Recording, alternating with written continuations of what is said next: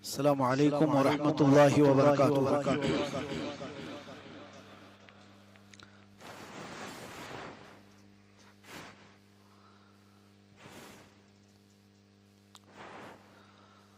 अल्हम्दुलिल्लाहि व कफ़ा व सलामुन अला हबीबिहिल मुस्तफ़ा अम्मा बअद फ़अऊज़ु बिल्लाहि मिनश शैतानिर रजीम बिस्मिल्लाहिर रहमानिर रहीम इन्नल्लाहा व मलाइकतहु युसल्लूना अलन नबी या अय्युहल्लज़ीना आमनू सल्लू अलैहि व सल्लिमू तस्लीमा अल्लाहुम्मा सल्लि अला सय्यिदिना व मौलाना मुहम्मदिन मअदनिल जूदि वल करम व आलिहि व अस्हाबिहिल किराम व इब्निहिल करीम व बारिक व सल्लिम सलातन दाइमतन सरमदन अबदा।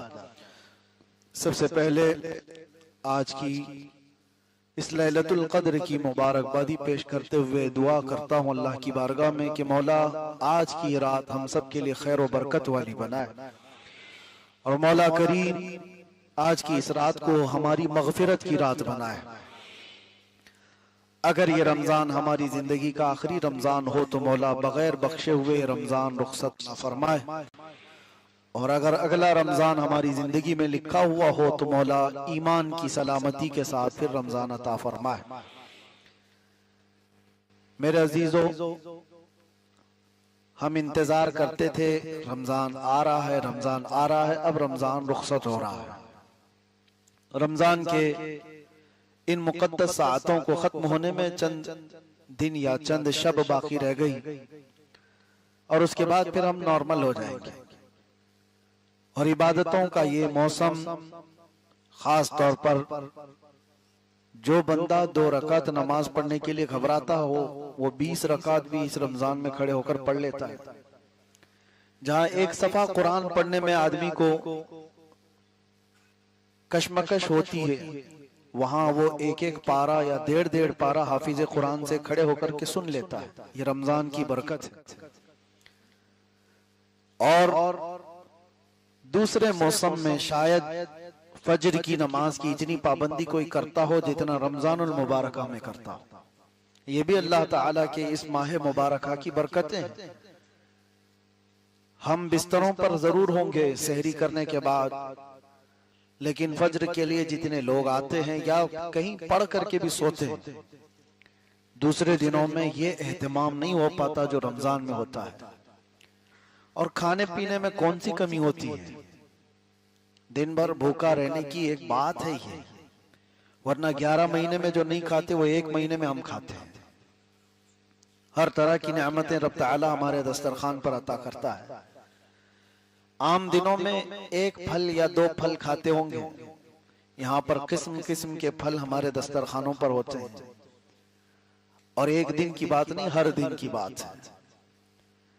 तो ये रमजानुल मुबारका जिस तरह से तुम्हें एक जन्नती माहौल देता है और लोगों का एक दूसरे से मुलाकात करना, मिलना जुलना, मुसाफे करना, गले मिलना, ये सब ईद के बाद फिर नॉर्मल हो जाता है। दिन में कोई अगर गलत जुमला भी कहने लगे तो उसे लोग टोक देते हैं, रमजान है ऐसी बात मत कर। ये मौसम कहाँ से आता है? कोई गाली देने लगे तो लोग मुंह पर हाथ रख लेते हैं और कहते हैं रमजान में गाली दे रहा है। किसी पर अगर कोई हाथ उठाए तो उसे भी लोग रोक देते हैं कि रोजेदार को मत मारो। ये माहौल आता है कि नहीं आता? ये सारा माहौल रमजान लेकर के आता है। घरों के अंदर भी नाच गाने होने लगे तो कोई तो होश वाला होगा जो रोक देता है, रमजान का महीना है, ये सब चीजें मत लगाओ। तो ऐसा नहीं है मेरे अजीजों कि तुम्हारे घर में कोई मौलाना खड़े होकर तुम्हें बार बार समझा रहा हो, बल्कि ये रमजान खुद ही तुम्हें बदल करके रख देता है। घरों को बदलता है, माहौल को बदलता है। वो बच्चे जो कभी दस्तरखान पर एक साथ नहीं बैठ पाते, लेकिन इस माह मुबारका में सारे लोग एक दस्तरखान पर नजर आते हैं। माँ बाप के साथ बैठने का भी मौका है, भाइयों बहनों के साथ बैठने का भी मौका है, अपने बच्चों के साथ बैठने का भी मौका है। रमजान एक इत्तेहाद और एक जोड़ लेकर के आता है।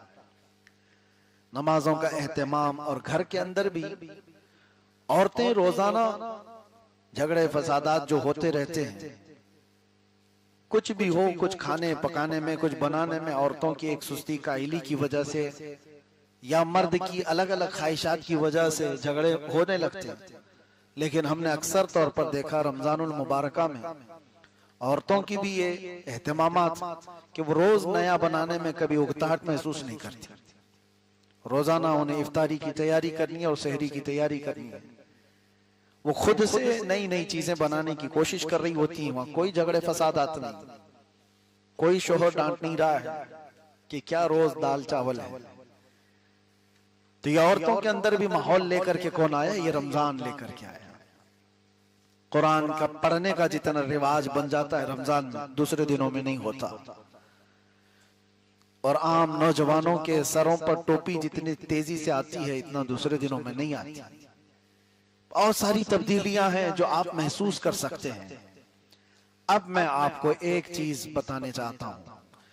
जब कभी हम कोई इलाज करते हैं तो इलाज हो जाने के बाद फिर एक बार टेस्ट करना चाहिए कि इलाज हुआ भी कि नहीं हुआ। मलेरिया हुआ था, टाइफाइड हुआ था, डॉक्टर ने बताया कि तुम्हें मलेरिया हुआ है, टाइफाइड हुआ है, दवा दे दी।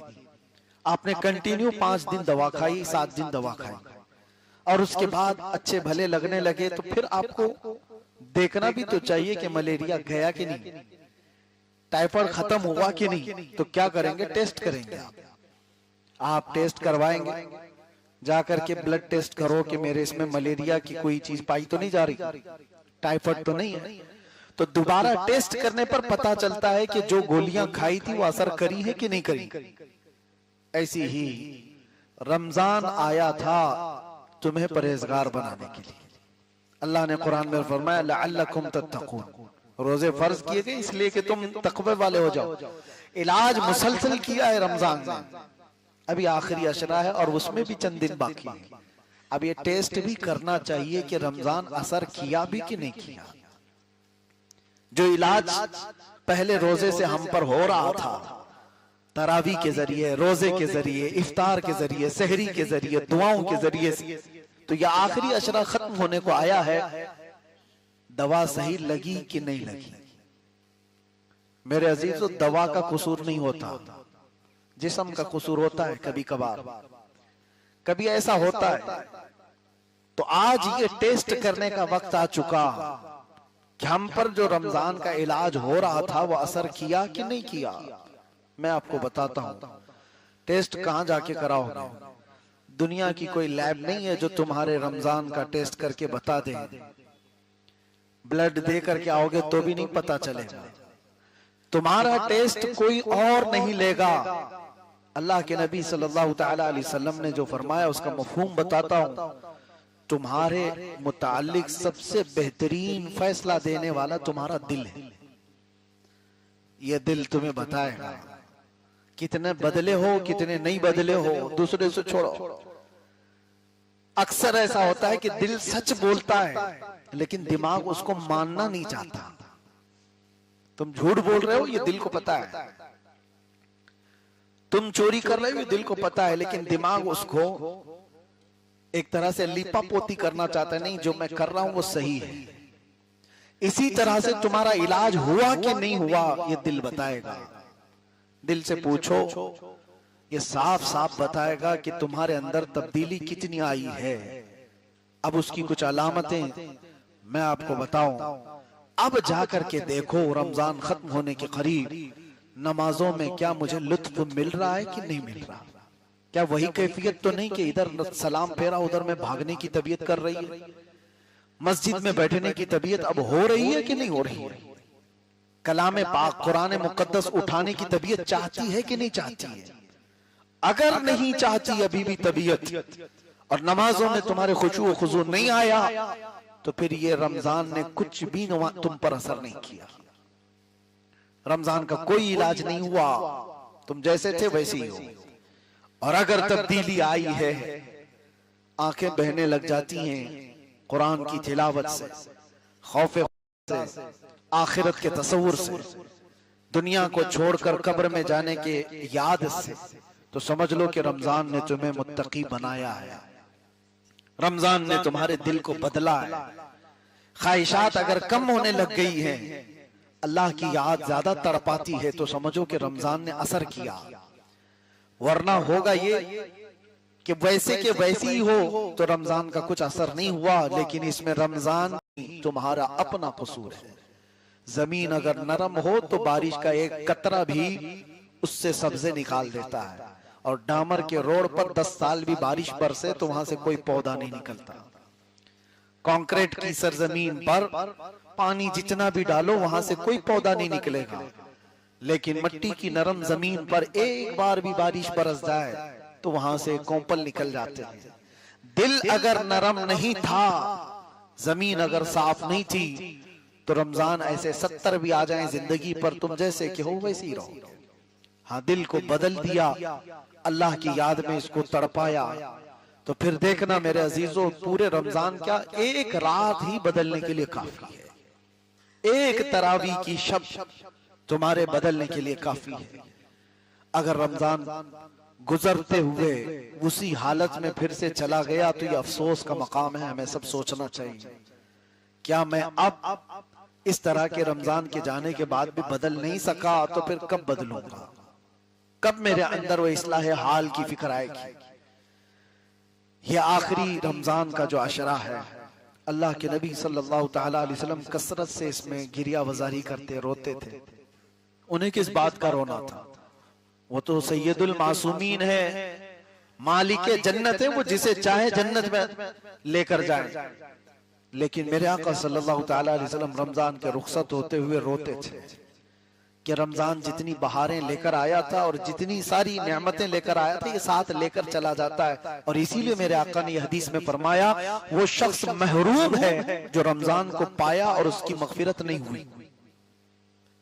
बहुत बड़ा बदनसीब है वो कि रमजान को पाया लेकिन अपनी मगफिरत नहीं करा सका, अपनी बख्शिश नहीं करा सका। अब आपको और हमें इस आखिरी अशरे की सातों में सोचने का मकाम है। इसलिए मेरे अजीजों, हम जिक्र की महफिल सजाते हैं ताकि हमारे दिलों पर जमी हुई मैल की परत हट जाए, दिल थोड़ा हल्का हो जाए, तो याद इलाही में रोने और गिड़गिड़ाने लगे।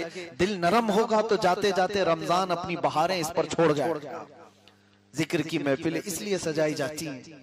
और आज तो खत्म कुरान हो गया, तकरीबन सब मस्जिदों में खत्म कुरान हो गया। जो पहले पारे से सुन रहे थे वो 27वीं शब को कुरान खत्म हो गया। कल से तरावी में लोग खड़े होंगे, कुछ जगह अलम तरह से सुन रहे होंगे, कुछ जगह मुख्तलिफ तरह से, लेकिन वो सिलसिला जो कुरान अजीम के सुनाने का स्टेप बाय स्टेप चलता था वो खत्म हो गया।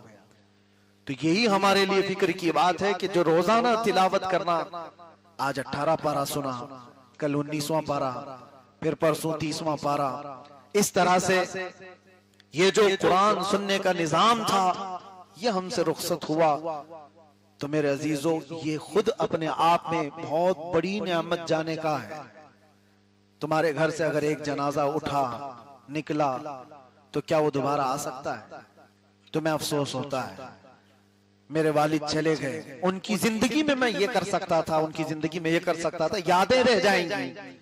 इसीलिए अगर ये रमजान हमारी जिंदगी का आखिरी है, अगर हम में से किसी को पता नहीं है, लोग ये सोचते हैं कि मैं तो हट्टा कट्टा हूं, सेहतमंद हूं, कुछ भी नहीं, सब अच्छा है, लेकिन सुबह नाश्ता करके निकला है, नौजवान है, 1 घंटे के बाद खबर आती है कि एक्सीडेंट हो गया, और फिर लाश घर वापस आती है। क्या ऐसे हालात नहीं हुए? ऐसे हालात अक्सर और बेशतर होते आए हैं।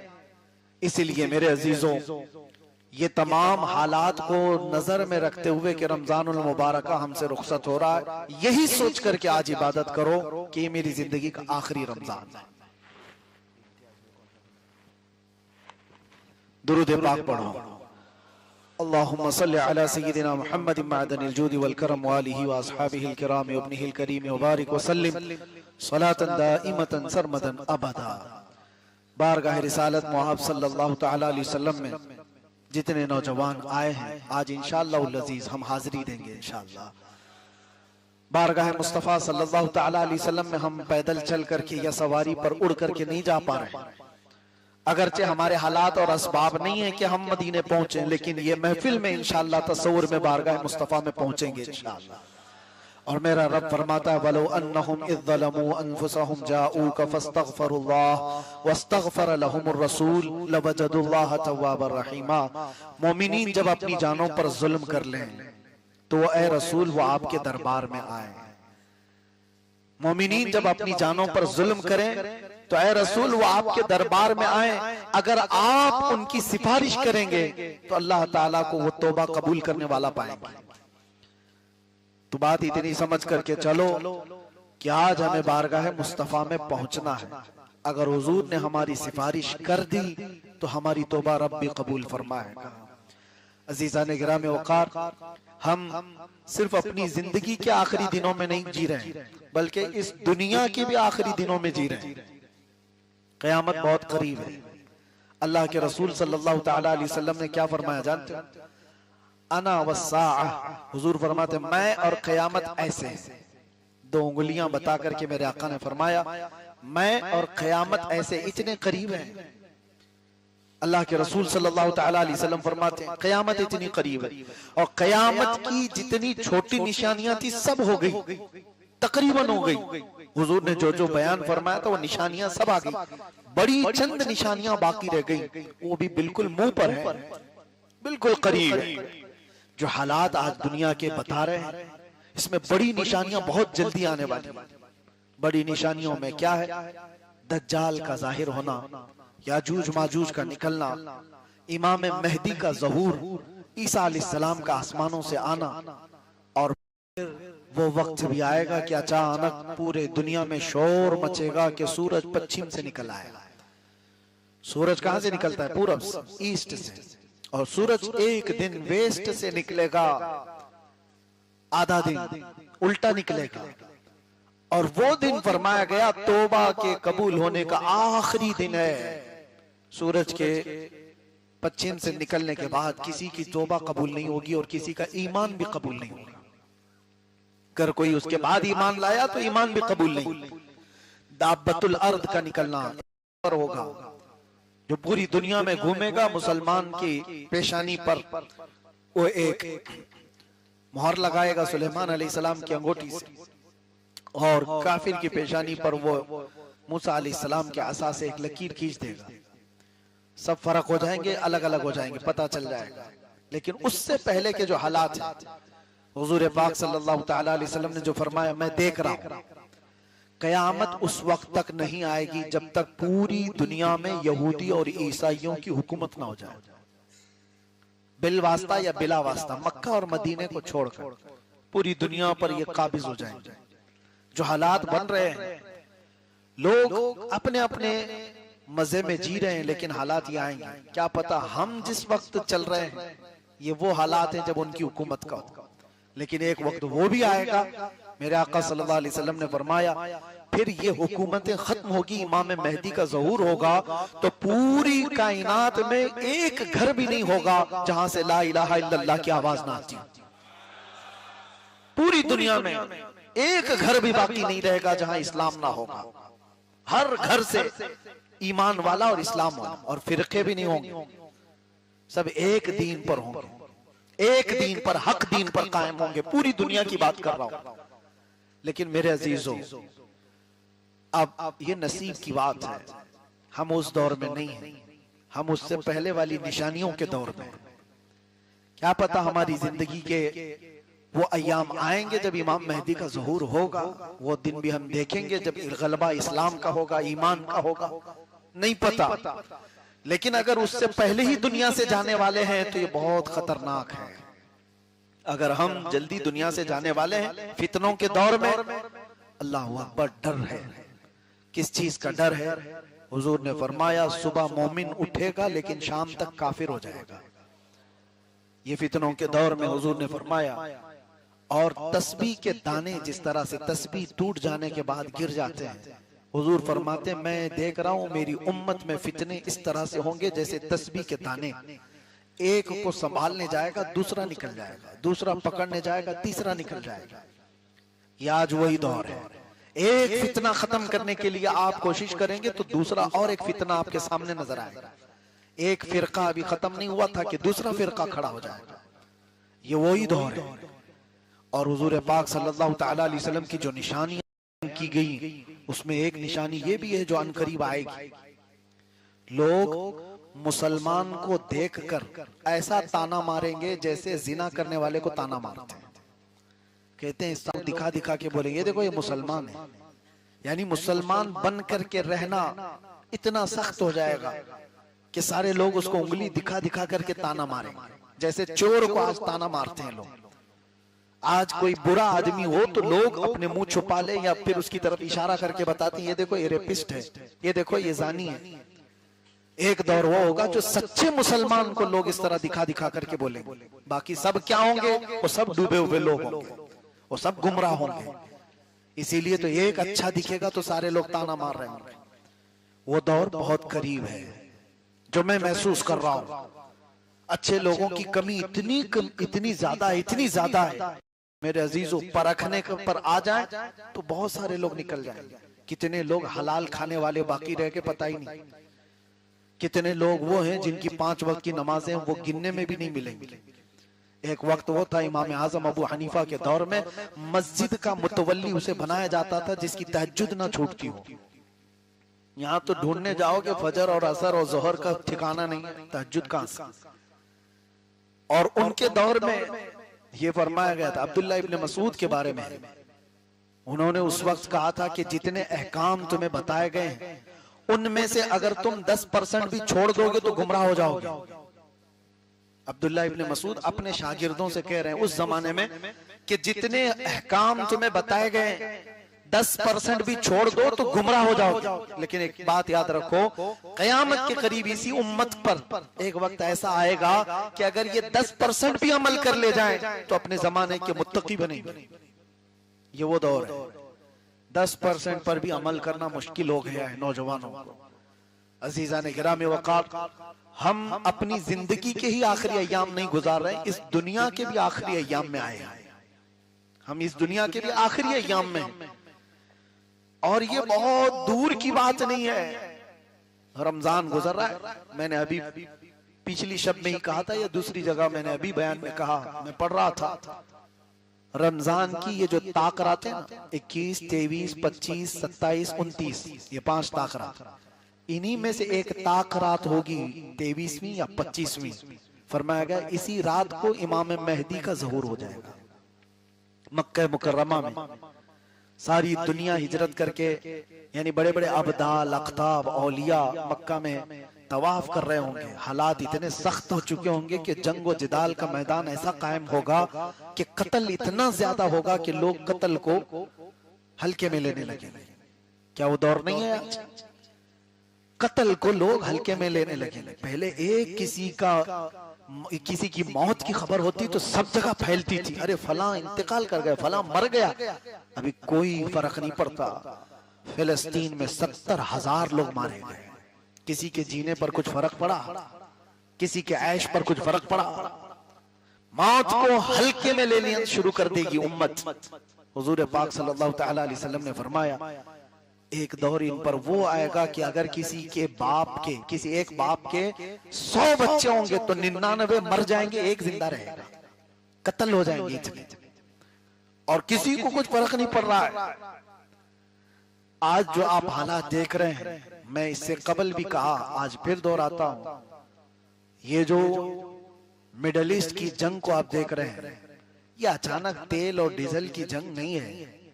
ये सब कयामत के करीब वाक़े होने वाली चीजें। इसमें तबाही और बर्बादी, लोग अपने अपने कयास आराइयां कर रहे हैं, ईरान ये हो जाएगा, इजराइल वो हो जाएगा, जो कुछ भी होगा वो एक तरफ। लेकिन मैं कहता हूं अरबों की तबाही है। अरबों की तबाही का वक्त करीब आ चुका है, उनका अंजाम है अभी करीब। क्योंकि हदीस में मेरे आका ने फरमाया वैलुल लिल अरब मिन शर्रिन कद इख्तरब, अरबों के लिए तबाही है अनकरीब एक ऐसी बुराई जो उनके पास आ रही है। पूछा गया वो कौन सी बुराई है? कहा उस वक्त तक कयामत नहीं आएगी जब तक अरब के कबीले शिर्क और बुत परस्ती में मुब्तला ना हो जाए। ये हो गए हैं, इन्होंने अपनी जमीनों पर शिर्क और बुत परस्ती शुरू कर दी। ये मेरे मुखबिर सादिक सल्लल्लाहु ताला अलैहि वसल्लम ने जो बयान फरमाया हुआ है, अरबों की तबाही बहुत करीब आई और उसके बाद ही इमाम मेहदी का ज़हूर है।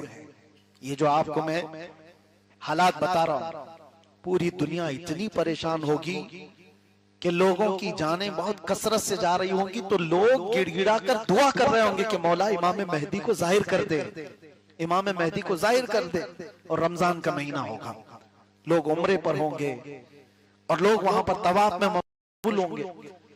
तो कई अब्दाल अख्ताब औलिया की दुआ पर रब ताला मकाम इब्राहिम और हजर अस्वद के बीच में इमाम महदी का जाहिर फरमाए।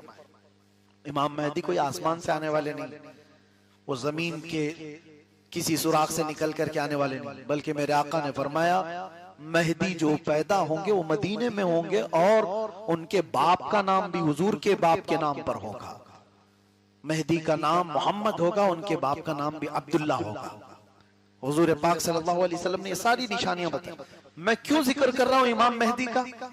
इसलिए जिक्र कर रहा हूं कि उनके जाहिर होते ही पूरी दुनिया में ऐसी तब्दीली आएगी, ऐसी तब्दीली आएगी। फरमाया गया कि शेर और बकरी एक साथ चल रहे होंगे, शेर बकरी पर हमला नहीं करेगा, अमन का वो माहौल आएगा कि कोई किसी पर जुल्म नहीं कर रहा होगा।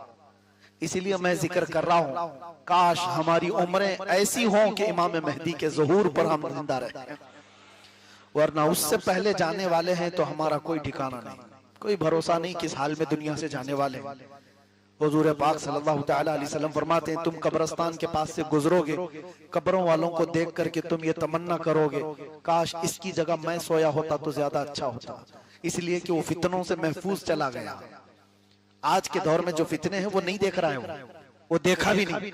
और हम जो जिंदा हैं पता नहीं और कौन कौन से फितने देखने वाले। मेरे अजीजों, आज आपने जो उड़ती उड़ती खबरों में एप्स्टीन फाइल वगैरह के जिक्र सुने, पूरी दुनिया में इस पर जो बहसें हुई, क्या है ये चीज? ये पूरा दीदा व दानिस्ता शैतान की प्लानिंग है। वहां पर शैतान की इबादत का एक पूरा प्रमोशन है। मैं आज से कई 10 साल कबल ये कहता था कि मैंने जो पढ़ाई की थी दज्जालियात पर, पूरी दुनिया में एक ताकतवर कहलाने वाली कौम है जो बड़े बड़े से इसको जमा करती है और शैतान की इबादत पर उकसाती है, और पूरी दुनिया में वो एक निजाम लाना चाहते हैं, जितना जितना खुदा का निजाम है इसको तोड़ना है। ये एप्स्टीन फाइल वगैरह सब, अरे वो पैसे वाले लोग हैं जिनको किसी चीज की कमी नहीं, उनको 12 साल की बच्चियों से जिना करने की क्या जरूरत पेश आई? छोटी 9 साल की 10 साल की बच्चियों के साथ रेप करने की क्या उनकी ये हवस कैसे? मैं आपको बताता हूं, आमतौर पर मर्द अगर ख्वाहिश भी करेगा तो अपनी उम्र या अपनी उम्र से थोड़ी छोटी औरत के साथ वो बदकारी कर लेगा, लेकिन ये तबीयत और फितरत के खिलाफ चीज कर रहा है आदमी, जो छोटी छोटी सी बच्चियों को उठाकर। वजह यह है कि शैतान के यहाँ निजाम ही ये है, शैतान के यहाँ निजाम ये जो खुदा के यहाँ बहुत ज्यादा वईद वाली चीज है वो करके दिखाओ। जो अल्लाह को सबसे ज्यादा नापसंद है वो करके दिखाओ। मैं तुम्हें ताकत दूंगा जमीन पर, मैं तुम्हें शोहरत दूंगा जमीन पर, मैं तुम्हें माल दूंगा जमीन पर। इब्लीस लईन उब्बादुश शैतान नाम की एक तंजीम कायम है, आपको पता है, डेविल वर्शिपर्स। ये शैतान की पूजा करने वाले वो लोग, इसमें बड़े बड़े लोग मौजूद हैं। ऐसा नहीं है कि आप समझ रहे हैं कि ये कुफार और मुशरिकीन है, अरब के बादशाह भी इसमें मुलव्विस है। अरब के बादशाह, इनके जुब्बे कुब्बे, इनके रुमाल गुमाल ना देखो, ये वो लोग हैं जिन्होंने बाल की इबादत की है। ये वो लोग हैं जिन्होंने अपना ईमान सब कुछ वहां बेच दिया है सिर्फ और सिर्फ पावर हासिल करने के लिए। शैतान थोड़ी देर के लिए पावर दे भी देगा, क्योंकि अल्लाह ताला ने उसको ताकत दी है, और अल्लाह ने फरमाया कयामत तक तुझे मोहलत दिया हूं, तू जितना कर सकता है अपनी ताकत के हिसाब से कर। शैतान ने यह कहा भी था अल्लाह से कि मैं तेरी पूरे बंदों को जहन्नम में झोंक दूंगा, मैं उनके सीधे रास्ते पर बैठूंगा, इधर से, सामने से, दाएं से, बाएं से, जिधर से भी वो गुजरेंगे मैं तुझसे उन्हें दूर करूंगा। कुरान में शैतान कहता है लअक़उदन्न लहुम सिरातकल मुस्तक़ीम थुम्मा लआतियन्नहुम मिन बैनि ऐदीहिम व मिन खल्फिहिम व अन अयमानिहिम व अन शमाइलिहिम। उनके दाएं से, उनके बाएं से, उनके आगे से, उनके पीछे से मैं आकर उन्हें तेरे रास्ते पर चलने वाले को हटा दूंगा। और रब ताला ने उससे एक बात फरमाई थी, जा तुझे मोहलत दी गई इला यौमिल वक्तिल मालूम, क़यामत तक। लेकिन एक बात है, इन्ना इबादी लैसा लका अलैहिम सुल्तान, मेरे कुछ बंदे होंगे जिन पर तेरा दाव नहीं चलेगा। वो कौन लोग हैं? वो कौन लोग हैं जिनको शैतान चाह करके भी उस रास्ते से नहीं हटा सकता? वही आज मैं कहना चाहता हूं। अल्लाह तबारक व तआला ने कुरान में उनका जिक्र फरमाया। कुछ लोग वो होंगे जिन पर तेरा दाव नहीं चलेगा। वो इस जमीन पर वो बंदे हैं जो खालिस मेरी रजा के लिए जिया करते हैं। उनका हर सजदा, यहां आज मैं ये बात कहने आया हूं, नमाज किस लिए पढ़ रहे हो? जन्नत मिलेगी कि नहीं मिलेगी? अल्लाह के नबी सल्लल्लाहु तआला अलैहि वसल्लम ने फरमाया, ईमान की हालत में दुनिया से जाओगे तो जन्नत मिलेगी कि नहीं मिलेगी? तो जन्नत की ख्वाहिश है कि नहीं? जन्नत की ख्वाहिश है। इबादत हमने जन्नत हासिल करने के लिए की है। लेकिन एक जमात ऐसी है, कयामत के दिन मगफिरत हो गई और कयामत के दिन उनको लाया गया। अल्लाह ताला फरमाता, 3 जमातों का जिक्र है हदीस में। एक जमात है जन्नत में जाने वाली, तीनों जमातें जन्नती। अल्लाह ने एक जमात से पूछा, तुम क्यों इबादत करते थे? उन्होंने कहा, अल्लाह तेरी जन्नत की नियामतों के तज़किरे हमने बहुत सुने थे। ऐसी नियामतें, ऐसी नियामतें, ऐसी नियामतें, हमें तो जन्नत हासिल करना ही था। अल्लाह ने फरमाया, जन्नत की ख्वाहिश करना भी इबादत है, मैंने तुम्हें जन्नत दे दी, जाओ। दूसरी एक जमात, वो भी जन्नत में जा रही है, उससे रब ताला फरमाएगा, तुम क्यों इबादत करते थे? तुम क्यों गुनाहों से बचते थे? आज तुम्हारी बख्शिश हो गई है। वो कहेंगे, मौला तेरी दोज़ख से बहुत डर लगता था, भयानक अज़ाबात का हमने जिक्र सुना था, हम अपने आप को दोज़ख में झोंकने के लिए तैयार नहीं थे, इसलिए रातों को खड़े होकर तेरी इबादत करते थे। रब ताला फरमाता, मेरी दोज़ख से जो डरा उस पर भी मैं जन्नत वाजिब किया, जाओ जन्नत में चले जाओ। तीसरी जमात होगी, उनको पूछा जाएगा, तुम्हारी भी बख्शिश हो गई, तुम भी आज जन्नत में जाने वाले हो, बताओ तुम इबादत क्यों करते थे?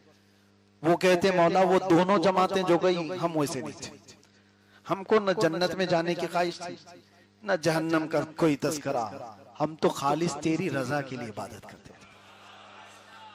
ये मुखलिसीन की जमात है, इसका ही जिक्र कुरान में है। ऐसी जमात पर शैतान का दाव नहीं चलेगा। अब सुनो आगे की बात, मजे की है। रिवायत में है, अल्लाह फरमाएगा, तुम मेरी रजा के लिए करते थे, मैं राजी हुआ, जाओ जन्नत में। वो कहेंगे, मौला अगर हम जन्नत में चले गए तो वो ताना मारेंगे कि तुम भी जन्नत के लिए करते थे और वहां बोल रहे हो अल्लाह की रजा के लिए। हम जन्नत में चले गए तो बदला हो जाएगा, हम नहीं जाएंगे। कोई सी कौम है, अल्लाह जन्नत दे रहा है और वो जा नहीं रही। वो कहेंगे कि रब ताला हमें जन्नत में ना भेज, हम तेरी रजा के लिए इबादत करते थे, तू राजी हो गया। अल्लाह फरमाता, मेरी रजा यही है, अब जाओ जन्नत में।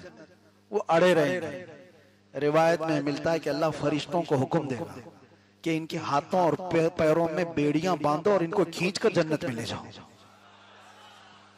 ये मुखलिसीन की जमात है, इनको खींच के ले जाओ जन्नत में। वही जमात है जिसके मुतालिक अल्लाह कुरान में फरमाता है, इन्ना इबादी लैसा लका अलैहिम सुल्तान, मेरे वो बंदे हैं जिन पर तेरा दाव नहीं चलेगा, शैतान का। आज जो शैतान कर रहा है, मैं बच्चों को आगाह करते रहता हूं, आपको अंदाजा भी नहीं कि आप अनजाने में उस रास्ते पर पड़ चुके हैं, आपको पता भी नहीं। आपके खाने पीने में, आपके पहनने में, आपके चलने फिरने में, आपके उठने बैठने में, आपके बोलने में शैतान उस रास्ते पर ला चुका है और बहुतों को पता भी नहीं, उन्हें मालूम ही नहीं है वो शैतान की बोली बोल रहे हैं, उन्हें अंदाजा भी नहीं। फहश गाने गाते हैं और जानते हो ये पूरी एक लॉबी है, गाने बनाने वाली, उसको सजाने वाली, संवारने वाली। 10 अल्फाज उसके अच्छे होंगे लेकिन 2 जुमले उसमें कुफ्र के होंगे जिसमें खुदा से बगावत का जिक्र होगा। नौजवान बच्चा उसको अनजाने में गुनगुनाता रहता है और कब के वो काफिर हो चुका है, काफिर हो चुका है। मेरे अजीजों, आप न जानकर उन रास्तों पर पड़े हुए हो। आपको पता है शैतान वो सारे निजाम तोड़ना चाहता है जो अल्लाह ताला ने अपनी रजा के लिए बनाए थे, सारे निजाम तोड़ेगा। अल्लाह ताला की रजा किसमें है? तुम्हारे इस्लाह हाल, तुम्हारे पाकीज़ा रिस्क में तुम हलाल खाते रहोगे, अल्लाह राजी है, तुम्हारी जुबानों में असर है, तुम्हारी दुआएं जल्दी कबूल होंगी। लेकिन इब्लीस नहीं चाहेगा कि लुकमा भी तुम्हारे अंदर हलाल का जाए। पूरी दुनिया को वो इस तरह के निजाम में बनाए। आज दुनिया क्रेडिट पर चल रही है, सूद पर चल रही है। पूरी दुनिया को क्रेडिट पर लाकर नहीं खड़ा किया गया। सूद इतना आम हो चुका है, इतना आम हो चुका है कि लोग लेने में देने में कोई कबाहत ही नहीं महसूस कर रहे। जबकि मेरे आका ने फरमाया सूद का एक लुकमा खाना ऐसा है जैसे काबे के सामने मां से जिना करना। इतना बड़ा गुनाह है और ये आम कर दिया गया है, आम कर दिया गया। लोगों का कोई एहतमाम ही नहीं, हलाल खा रहा हूं कि हराम खा रहा हूं। जुबान के चटखारे, जुबान की लज्जतें नौजवान को यहां तक ले आई। ये सड़क चलते चलते कब कौन से पिज्जे, कौन से बर्गर खा रहा है इसे पता ही नहीं है। कौन सी जगह से क्या खा रहा है, मुर्दा खा रहा है, हराम खा रहा है, इस एहसास ही नहीं है। कितने ऐसे मैं जानता हूं, हमारे बच्चों ने खुद खबर दी है, मरी हुई मुर्गियों के शावर में खिलाते हैं सबको, बच्चों को कुछ एहसास नहीं। तुम्हारी जुबान से होकर निकलने वाला एक एक लुकमा अल्लाह ने फरमाया पाकीज़ा होना चाहिए, तब तुम्हारी जुबान का असर है, तुम्हारी दुआएं कबूल होंगी। और शैतान नहीं चाहता कि तुम्हारी कोई दुआ आसमान तक जाए। रिस्क का पूरा सिस्टम तोड़ करके रखा है। अरे हम तो उस जगह पर रह रहे हैं बेहया, कुछ ऐसे लोग हैं जो गोबर भी बेच रहे हैं, पेशाब भी बेच रहे हैं। हम तो उस जगह पर आ गए हैं और इसमें कोई आर भी नहीं महसूस करते। तुम्हारा क्या होगा, तुम पूरी दुनिया में किस तरह से रहोगे, कहीं जाते हो तो क्या खाते हो, क्या नहीं खाते हो। ये बहुत बड़ा चैलेंज है या नहीं, हमारी जिंदगी का बड़ा चैलेंज है। लोग आज फास्ट फूड खाने के इतने आदी हो गए, इनको पता ही नहीं। बहुत सारे नौजवानों को देखा, ये नॉर्मल समझते हैं हर जगह से नॉनवेज खाने को। तुम्हें पता ही नहीं जो गैरुल्लाह के नाम पर कटा हुआ जानवर है वो तुम्हारे लिए हराम है, मुर्दार है। कुरान ने कहा है मुर्दार है वो, तुम खा नहीं सकते। यहाँ बैठ करके ऑर्डर दे करके मंगवा लिया और जो आया वो खा लिया। तुम्हें पता भी है क्या तुम्हारे लुकमे में गया। ये सारा निजाम शैतान ने तोड़ करके रखा है। और एक बहुत बड़ी चीज मैं आपको बताऊं, इब्लीस लईन की पूरी ताकत आज इस बात पर है कि अल्लाह ताला ने जो नस्ल के नशो नुमा का जो निजाम बनाया है वो क्या है, क्या तरीका है। शादी, एक जवान लड़का एक जवान लड़की से निकाह करेगा, हलाल तरीका यही है। और इसी से इंसानी नस्ल की इर्तिका होगी, नस्ब महफूज रहे। इब्लीस ये नहीं चाहता किसी का नस्ब महफूज रहे। अल्लाह तबारक व तआला क्या सबसे ज्यादा इस पर कड़ा हुक्म दिया गया है। आपको पता है इस्लाम में एक हुक्म आपको पता है, औरत को जब कोई तलाक दे दिया या औरत का शोहर मर गया तो हमारे निजाम क्या है, इद्दत गुजारेगी नहीं गुजारेगी। सुना है ना आपने इद्दत का। औरत को तलाक देने के बाद वो औरत अगर दूसरे से निकाह करना चाहे तो उसकी इद्दत है, सबकी इद्दत अलग है। मरे हुए उसकी इद्दत अलग है लेकिन तलाक की इद्दत अलग है। मैं एक एग्जांपल दे रहा हूं, किसी ने तलाक दे दिया औरत को, जवान थी, उसकी इद्दत क्या है, 3 बार उसके पीरियड आ जाए, हैज, औरत 3 बार हैज वाली होकर पाक हो जाए तब उसकी इद्दत खत्म होगी, अब वो दूसरे से निकाह कर सकती। वजह क्या है, औरत को इतना इंतजार क्यों कराया जा रहा है। अरे इधर छोड़ा उधर दूसरा निकाह कर ले औरत। नहीं, इस्लाम में नस्ब की हिफाजत पर इतना ज्यादा ताकीद है कि 3 हैज आ जाने का मतलब है पहले वाले शोहर का कोई कतरा भी उसके पेट में बाकी नहीं रहा, कोई चीज पहले वाले शोहर की उसके अंदर बाकी नहीं रही। अगर पहले वाले शोहर का नुतफा होता तो औरत को हैज नहीं आता, हमल खड़ा हो जाता, हमल ठहर चुका होता और फिर उसकी इद्दत जब तक वो हमल खत्म नहीं होता तब तक दूसरा कोई निकाह नहीं कर सकता। वजह क्या है, एक औरत के पेट में 2 मर्द या 3 मर्द, किसी का इख्तिलात इस्लाम चाहता ही नहीं, नसब नहीं मुख्तलित होना चाहिए, मिलना नहीं चाहिए। इस निजाम को तोड़ने के लिए शैतान पूरी कुव्वत लगा दी, पूरी कुव्वत। ये डेविल वर्शिपर्स जो हैं इन्होंने दुनिया में कौन कौन से ऐसे नए तरीके लाए, आपको सुन करके आंखें फटी रह जाएं, कान खड़े हो जाएं। वाइफ स्वैपिंग, इसकी बीवी उसके साथ जाए, उसकी बीवी इसके साथ जाए। ये बड़े मालदारों के फैशन है। आज दुनिया इसको ऐब नहीं समझती। ये बड़े बड़े पैसों वालों के चौंचले हैं। अपनी औरतों को दूसरों के यहाँ भेजना, दूसरों की औरतों के साथ खुद चले जाना। मुआज़िल्लाह रब्बिल आलमीन। ये निज़ाम कुदरत को तबाह बर्बाद करने के लिए इब्लीस ने पूरी ताकत लगाई। और जहां पैसे वाले ना हो वो क्या करेंगे? शादी का निजाम ही तोड़ दो। यूरोप में परसेंटेज अगर आप देखो तो इतने ज्यादा बच्चे वहां पर बगैर बाप के हैं कि उनको पता ही नहीं। और वहां पर तो इसी तरह बगैर शादी के रहने का रिवाज भी ऐसा हो गया, बगैर शादी के रहना है कि रिलेशनशिप ऐसी कायम की गई है कि जो निकाह के बगैर। अरे बड़े बड़े सेलिब्रिटी वो इस तरह से अपने आप को जाहिर करते हैं कि हम तो इसी तरह लिविंग में हैं, शादी नहीं है। ये निजाम किसने तोड़ा? ये इब्लीस लाइन ने पूरी दुनिया में निजाम तोड़ रखा। चंद साल पहले मैंने ये भी मुताले में देखा था, अब ये सिलिकॉन की औरतें बना रहे हैं। सिलिकॉन की औरतें कि मर्द जो औरत से शादी नहीं कर पाता वो सिलिकॉन की गुड़िया के साथ जिंदगी गुजारे, वो अपने जिस्मानी ख्वाहिशात उससे पूरी करे। LGBT कम्युनिटी को बहुत ज्यादा प्रमोट करना ये इब्लीस लाइन की तरफ से। मर्द मर्द से शादी कर सकता है, औरत औरत से शादी कर सकती है। इनको सड़कों पर ला करके प्रमोट किया जा रहा है कि इस चीज को भी कानूनी हैसियत दी जाए।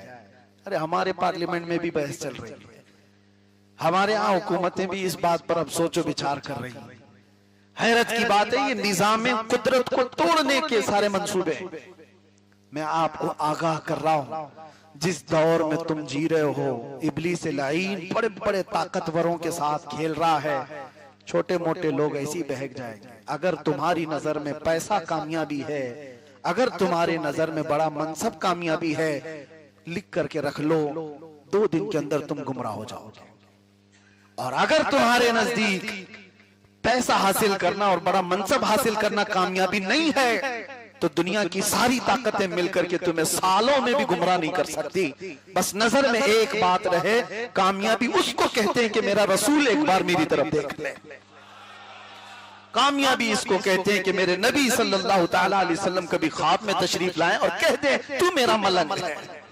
ये कामयाबी है, यह हकीकी कामयाबी है। कामयाबी की सर्टिफिकेट अगर दुनिया से तमन्ना रखते हो तो फिर मैं कहता हूं गारंटी के साथ गुमराह हो जाओगे, गुमराह हो जाओगे। इसलिए कि जब तुमने क्राइटेरिया बना लिया, कामयाब वो हैं जो हुकूमत की कुर्सी पकड़े हुए हैं, कामयाब वो हैं जिनके पास गाड़ी बंगले बड़ी बड़ी कंपनियों के मालिक हैं।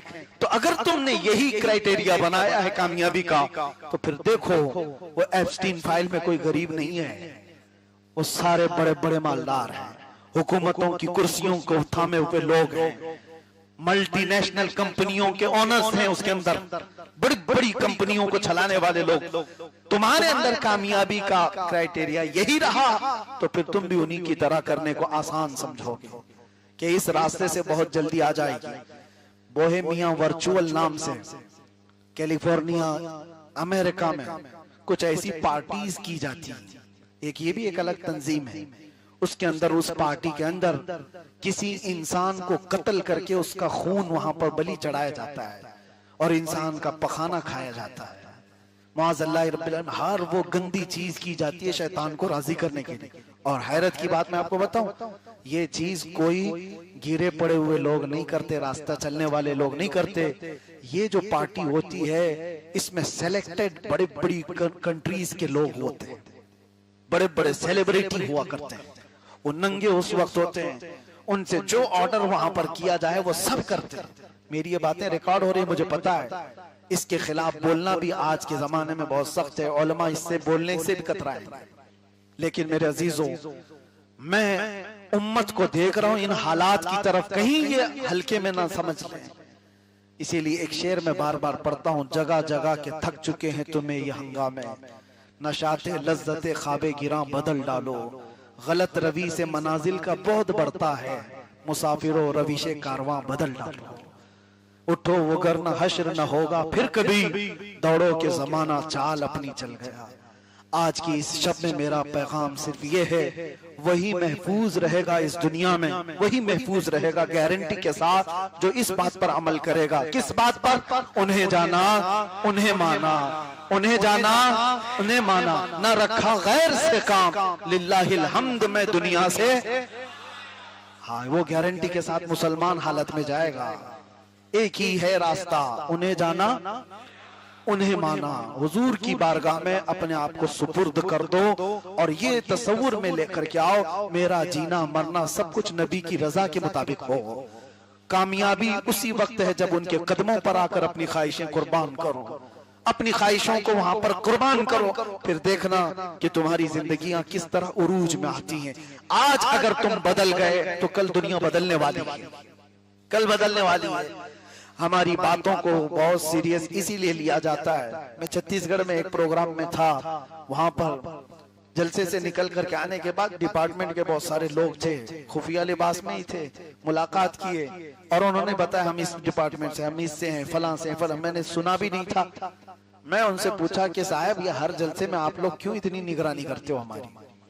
क्या सारे जितने भी आते हैं सबकी? कहा सबकी होती ही है, ऐसा नहीं है कि सब रिकॉर्ड में होते हैं, लेकिन आपके लिए ज्यादा हमारी ड्यूटी लगती है। कहा कोई खास बात? मैंने एक आध बार कभी कुत्ता कहा होगा, या हर बार का क्यों है आप पीछे लगे रहते हैं? उन्होंने एक बात कहा था, मैं आपको बताता हूं। कहा हमें ग्राउंड रियलिटी मालूम है, ग्राउंड रियलिटी मालूम है, हम बहुतों को देख रहे हैं, लेकिन एक चीज आपके बारे में हमको ये पता है कि आप बहुत सारे सोए हुए नहीं मरे हुए लोगों को खड़ा कर रहे हो। और बात जब नबी पाक सल्लल्लाहु ताला अलैहि वसल्लम की आप जोश में करते हो तो हमने बदलते हुए लोगों को देखा है, और इसीलिए ये डर है कि किसी दिन ये सब खड़े हो गए तो बहुतों की नींद हराम हो सकती है। सुना है कुदसियों से मैंने कि वो शेर फिर होशियार होगा। इकबाल ने कहा है, निकल करके सहरा से जिसने उलट दिया था तख्ते रोमा को। हाँ, आपको ये शेर समझ में आता है उर्दू? इकबाल कहता है निकल के सहरा से जिसने उलट दिया था तख्ते रोमा को। किसके बारे में कह रहे हैं? रसूलुल्लाह के गुलाम के बारे में। वो सहरा से निकले हुए मुसलमान थे, अरे बादिया नशीन थे, एक खजूर पर पूरा दिन गुजारने वाले, पैबंद लगे कपड़े पहनने वाले, पैरों में चप्पल नहीं थी, लेकिन जब वो निकले थे मदीने से, रोमा के तख्त को उलट दिया था। कौन? रोमा कौन है? रोमन एम्पायर, सुपर पावर उस वक्त की। दो हुकूमतें थी, पर्शियन एम्पायर, रोमन एम्पायर, और इन दोनों को अगर किसी ने रौंदा है तो मदीने के गुलाम ने रौंदा, मदीने वाले के गुलामों ने रौंदा है। और इकबाल वही कहता है, निकल करके सहरा से जिसने उलट दिया था तख्ते रोमा को, उलट दिया था तख्ते रोमा को। खालिद बिन वलीद उसमें मौजूद थे। उमर इब्ने खत्ताब रदियल्लाहु ताला अन्हु ने भेजा था इस फौज को, रूमी जो रोमन एम्पायर के लोग थे, 4 लाख की तादाद में आए थे, और उन्होंने कहा था ये अरब के बद्दू हमसे लड़ेंगे, ये अरब के बद्दू हमसे लड़ेंगे, ये जिनको कपड़े पहनने का सलीका नहीं, इनकी तलवारें ढंग की नहीं, ये हमसे लड़ेंगे। खालिद बिन वलीद ने एक जुमले में उनका जवाब दिया था, कहा रूमियो तुम वो लोग हो जितना तुम शराब को पसंद करते हो, हमारे पास वो जमात है जो शहादत को पसंद करती है। तुम्हारे यहां जैसे शराब का नशा है, हमारे यहां शहादत का नशा है। इसी जुमले पर वो दंग रह गए थे और दुनिया ने देखा, उनके छितड़े उड़ गए थे, टुकड़े बिखर गए थे। रोमन एम्पायर भी खत्म, पर्शियन एम्पायर भी खत्म। ईरान को आज हज़रत उमर फारूक का एहसान मानना चाहिए। ईरान की फतह जो हुई है वो हज़रत उमर फारूक के दौर में हुई, सैयदना उमर इब्ने खत्ताब रदियल्लाहु ताला अन्हु के दौर में, और साद इब्ने अबी वक्कास ने सिफारिश की थी। ईरान का मैटर अलग रखो, लेकिन मैं आपसे ये कहता हूं कि इकबाल के उस शेर की तरफ आओ, निकल करके सहरा से जिसने उलट दिया था तख्ते रोमा को। ये तो तारीख की बात है ना, लेकिन इकबाल कहता है सुना है कुदसियों से मैंने, कुदसी कहते हैं फरिश्तों को, इकबाल कहता है सुना है कुदसियों से मैंने कि वो शेर फिर होशियार होगा। जो तख्ते रोमा को उल्टा था, कयामत से पहले वो शेर फिर एक बार आएगा। इसी उम्मीद के साथ हम जी रहे हैं। वो शेर कब होशियार होगा? वो आसमान से नहीं आएगा, वो जमीन से नहीं निकलेगा, वो हमारी महफिलों से ही निकलेगा। तय करके उठो है नौजवानों, जीना है तो मेरे मुस्तफा की रजा के लिए जीना है। इन हालात का मुकाबला करना है, जिस कदर भी सख्त है मुकाबला करना है, चाहे तुम्हारी जान झांकनी के वक्त आ जाए और तुम्हारे लिए हालात बद से बदतर भी हो जाएं, तुम्हें एक रास्ता मजबूती से पकड़े रहना है। आजमाइश के दौर में जी रहे हो, इम्तिहान के दौर में जी रहे हो, डर और सहम करके मत जियो। करबला के मैदान में इमाम हुसैन ने अपने बच्चों से यही तलकीन की थी। अपनी छोटी सकीना को उठा करके कहा था जब वो घोड़े को पकड़ कर खड़ी हो गई थी, बाबा मत जाओ, आखिरी निशानी रसूलुल्लाह की आप हैं, आप जाएंगे वापस नहीं आएंगे, हमको किसके सहारे छोड़ जाएंगे। सकीना की उम्र 9 साल की थी। इमाम हुसैन ने उस वक्त ये नहीं कहा कि बेटी देख लेना, घर संभाल लेना, नहीं कहा मैं ना आऊं वापस। तब भी सकीना अपने पर्दे की हिफाजत कर किसके हवाले छोड़ गए थे। उतने सख्त हालात देखने के लिए भी अपने बच्चों को उन्होंने तैयार किया था। हम में से किसी की हिम्मत नहीं आज 6 माह का बच्चा अपने गोद में उठा करके, वो भी हलकूम छिला हुआ, लेके खड़े हो सकते हो आज। इमाम हुसैन ने वैसा तैयार किया था अपने खानदान को कि भाई का लाशा भी पड़ा हुआ है, घोड़े दौड़ रहे हैं लाश के ऊपर, देखो और जमे रहो। बाप तुम्हारा कत्ल हो चुका है, लाश उठाने वाला कोई नहीं है। अब्बास के बाजू कट गए, खानदान अहले बैत देख रहा था। और इमाम हुसैन ने कैसे तैयार किया था इन हालात पर भी ईमान के साथ रहना। और उनमें से एक भी मुझे तारीख में बताओ कोई ये सब हालात देख करके यजीद की बारगाह में गुहार लगाया हो कि छोड़ दो और माफ कर दो हमारे खानदान को, हम आ रहे हैं तुम्हारे साथ बैत करने। एक भी बच्चे ने कहा नहीं कहा, क्योंकि हुसैन ने ऐसा तैयार किया था। और मैं कहता हूं अगर तुम हुसैनी कौम हो, हर आने वाले चैलेंज के लिए खड़े रहो, डटे रहो। अरे जेल जाना, ये आना जाना, ये सब हमारे आबाओ अजदाद की सुन्नत है। मुजफ्फर को मुक़य्यद न समझ ऐसे याद, मेरी असीरी भी सुन्नत आबाई है। आप इन हालात से न घबराओ। अगर तुम्हारे किसी इमाम को, तुम्हारे किसी आलिम दीन को जिससे तुम मोहब्बत करते हो, मैं अपनी बात नहीं कर रहा, आज अगर मुसीबत में देखते हो तो डर और सहम के जीना शुरू न करना। ये तो एक रिहर्सल है, खुदाई कानून का एक दस्तूर है। हो सकता है छोटी सी झलक तुम्हें दिखाई गई, तुम्हारे सामने अगर फंदा लगाकर हमें लटका भी दिया गया तो उस वक्त भी तुम्हारी जुबान पर ना रहे तकबीर अल्लाहु अकबर ही होगा। मुस्तफा करीम सल्लल्लाहु अलैहि वसल्लम की मोहब्बतों से कोई समझौता नहीं होना चाहिए। जब ये कैफियत तुम्हारे अंदर आई तो हमें यकीन है कि फिर पूरी दुनिया की ताकतें और शैतानी इब्लीसी ताकतें तुम्हारा ईमान नहीं खरीद सकती, तुम्हारा ईमान नहीं खरीद सकती। मैं अपने बच्चों को मजबूत चाहता हूं, इतना मजबूत देखना चाहता हूं। आज तुम्हारे भी फ्यूचर क्या होने वाले, हर बाप डरा हुआ है, हर बाप डरा हुआ है। इसीलिए मेरे अजीजों, बच्चों को इश्क रसूल इतना पिलाओ कि इनको जिस जंगल में भी छोड़ो, बेखौफ होकर के छोड़ो कि मैंने अपने नबी का बनाकर रखा है, कोई ताकत इसे गुमराह नहीं करेगी। अल्लाह करीम हमारे बच्चों को इस्लाह हाल अता फरमाए। आज की इस रात हम जिक्र के बाद दुआ भी करें कि मौला हम सबको आवारा कौम में न रख कि जिसका कोई पूछने वाला ना हो, हम ऐसे बेसहारा ना हो जिसका कोई टैग ना हो। हमें कोई भी देखे तो दूर से पहचान करके कहे ये मदीने वाले का है, ये मदीने वाले का है। इतना टैग हमारे ऊपर रहे। सगे तैबा सब मुझे कह कह के पुकारे बेदम, यही रखियो मेरी पहचान मदीने वाले। कोई दुनिया कुत्ता कहने से घबराती है, डरती, हमको केस करती है। हम तो फख्र से कहते हैं तुम भी कहो एक बार मुझको, सारे मिल के कहो एक बार, लेकिन खाली कुत्ता मत कहना, मेरे मदीने वाले का कुत्ता कहना। यह हमारे लिए एजाज है, यह हमारे लिए फख्र है। अल्लाह ताला इतनी निशानी हमें अता फरमाए कि दुनिया में जीने का सलीका आता हो। व आखिर दावाना अल्हम्दुलिल्लाह।